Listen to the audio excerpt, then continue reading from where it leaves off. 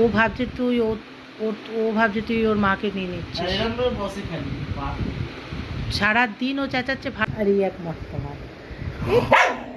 সারাক্ষণ দুজনের ঝামেলা ঝগড়া, কেউ কাউকে না দেখেও থাকতে হবে।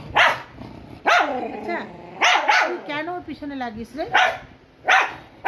ছেড়ে দে ঝগড়া করে অল্প ওর সাথে একদম কথা বলবি না। খুব জাগ্রত হয়েছে একেবারে।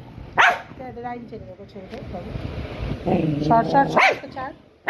ও ভাবছে আমার কাছে আসবে, ছেড়ে দে চেঁচাচ্ছে।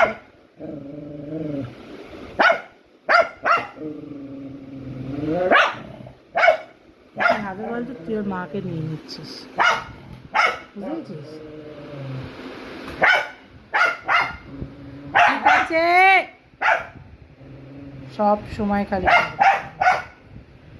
ভাল লাগছে না, চেঁচাচ্ছে ছাড়ছে। রেগে যাচ্ছে, তুই সরে বাস, রেগে যাচ্ছে, সরে বাস।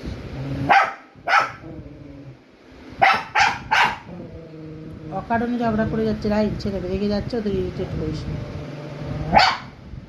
আমার এইসব অ্যাক্টিং একদম ভালো লাগে না। খাটে 10 মাস করে রেখে দিয়েছো, খাটে উঠবে না তুমি আর। এরকমভাবে খাটে উঠে শুয়ে থাকা ওইসব চলবে না। এই দেখো, এদিকে দেখো পান্তু, এইদিকে দেখ। গায়ে বলবি না তো যাই বস। তুই বিছানায় উঠে ইস্যু কেন করছিস? সেটা বল। খাটে উঠতে যেন আমি না দেখি আর তোমার। এদিকে মুখ ঘোরাবি না, এদিকে আমার দিকে তাকাও। এদিকে আমার দিকে মুখটা ঘোরাবি না। ইস্যু কেন করেছিস?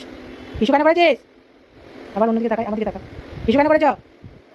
আবার অন্যদিকে দেখবে না, তুমি সব বোঝো। বলো ইস্যু কেন করেছো? বলো, সবাই দেখুক কতটা অসভ্য তুমি। দেখো সবাই দেখো।